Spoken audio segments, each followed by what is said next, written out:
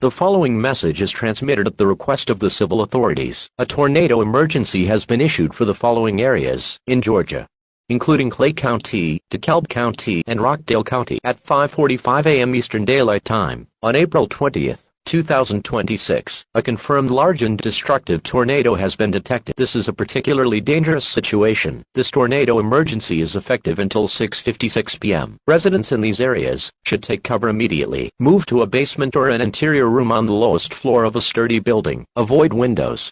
If you are in a mobile home or vehicle, evacuate to the nearest substantial shelter now. This is a life-threatening situation. Repeating. A tornado emergency has been issued for Clay, DeKalb, and Rockdale counties in Georgia until 6:56 p.m. Stay tuned to local media, including KDL-ADV, for further updates.